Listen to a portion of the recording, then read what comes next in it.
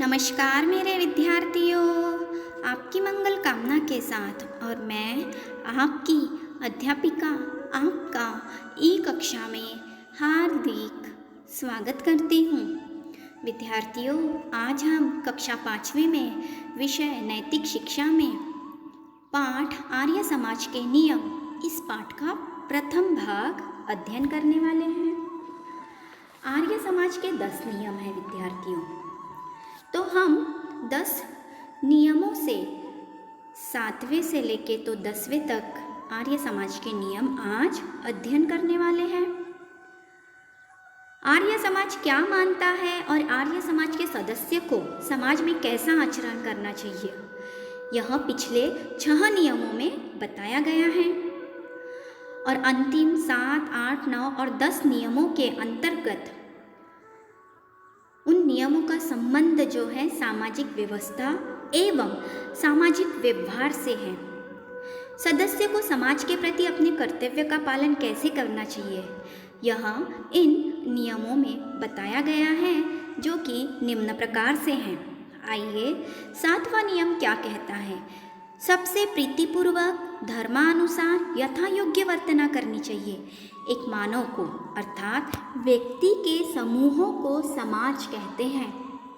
जब हम समाज में रहते हैं तो एक मानव को दूसरे मानव से या अन्य मानवों के साथ प्रीतिपूर्वक अर्थात प्रेम पूर्वक व्यवहार करना चाहिए। धर्मानुसार धर्म के अनुसार हमें नैतिक ज्ञान दिया जाता है। नैतिक ज्ञान के अनुसार नैतिकता का पालन करते हुए हमें आचरण करना चाहिए और हमारा व्यवहार प्रेम पूर्वक और धर्म के अनुसार होना चाहिए। 8वां नियम अविद्या का नाश और विद्या की वृद्धि करनी चाहिए। जिससे हमारे समाज को हानि होती है, ऐसे अविद्या का हमें नाश करना चाहिए और जिससे समाज की प्रगति या देश का विकास होता है, ऐसे विद्या की हमें वृद्धि करनी चाहिए। 9वां नियम प्रत्येक को अपनी उन्नति में संतुष्ट नहीं होना चाहिए। अगर हम समाज में रहते हैं तो हमारा यह भी कर्तव्य बनता है कि हमें केवल अपनी उन्नति या अपने विकास में ही खुश या संतुष्ट नहीं होना चाहिए। हमें यह भी सोचना चाहिए कि हमारे साथ साथ दूसरों की उन्नति भी कैसी हो। दूसरों की उन्नति में भी हमें सुख समझना चाहिए और उनकी उन्नति में ही हमें स्वयं की उन्नति और समाज की उन्नति समझना चाहिए। 10वां नियम मनुष्य को सामाजिक सर्वहितकारी नियम पालने में परतंत्र रहना चाहिए। जो समाज के लिए हितकारी है, लाभदायक है, जैसे कि संविधान में बताया गया है कि जब मनुष्य समाज में रहता है तो उसके लिए भी कुछ नियमों का पालन करना अत्यंत आवश्यक है। हमें उन नियमों का पालन करना चाहिए जो कि सामाजिक और सर्वहितकारी, जो कि हम समाज में रहते हैं और सबके कल्याण और सबके हित के नियम की जब बात आती है तो हम परतंत्र बनते हैं। और प्रत्येक हितकारी, जहाँ दूसरों का हित हो रहा है, प्रत्येक हितकारी नियम में हम स्वतंत्र रहे। किसी की मदद करना है तो इसके लिए हम स्वतंत्र है, कुछ दान करना है तो हम इसके लिए स्वतंत्र है।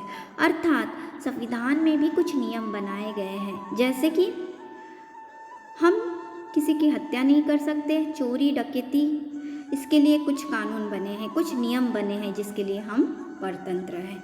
लेकिन अगर हम किसी की मदद करना चाहिए, कुछ दान करना चाहिए, कुछ किसी का भला करना चाहिए तो इसके लिए हम स्वतंत्र हैं।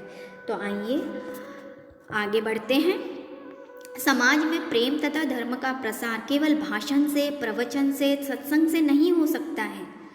इसके लिए हमें प्रेम और धर्म के अनुसार ही आचरण करना चाहिए और यही संभव है। यदि हम चाहते हैं कि दूसरे लोग हमारे साथ प्रेम से रहें और ईमानदारी के साथ व्यवहार करें तो हमें भी उन लोगों के साथ वैसा ही व्यवहार और वैसा ही आचरण करना चाहिए। मैं आपसे मीठी वाणी में बोलती हूँ तो आप मुझसे मीठी वाणी में बात करेंगे। अगर मैं आपका तिरस्कार अपमान करती हूँ तो स्वाभाविक है कि आप भी हमारा तिरस्कार या अपमान करेंगे।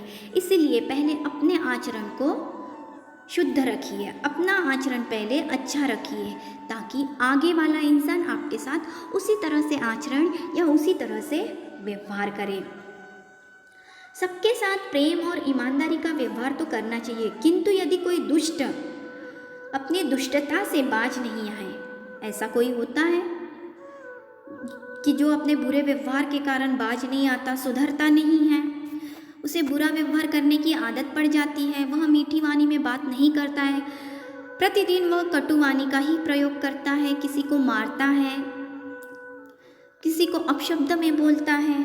जब ऐसा व्यक्ति जो हमारे सामने आता है तो उसे सही मार्ग पर लाने का एक यही उपाय है कि उसके साथ भी यथा योग्य ही व्यवहार हमें करना चाहिए।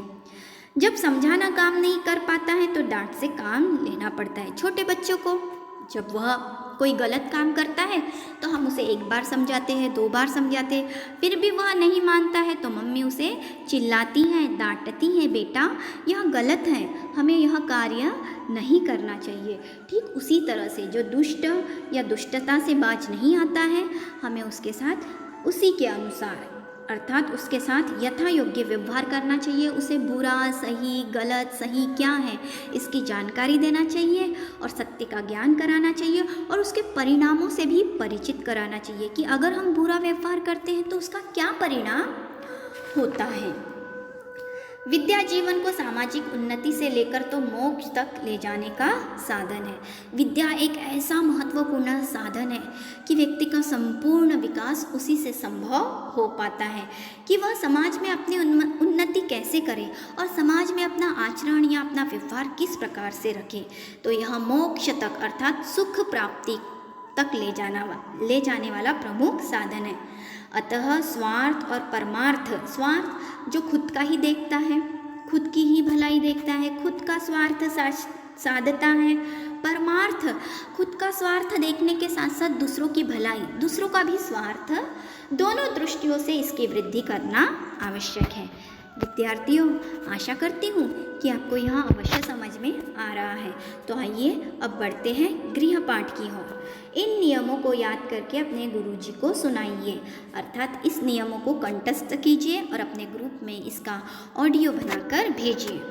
दूसरों के साथ हमें कैसा व्यवहार करना चाहिए, जैसे कि 7वें नियम में बताया गया है, दूसरों के साथ हमें प्रीतिपूर्वक और धर्म के अनुसार व्यवहार करना चाहिए।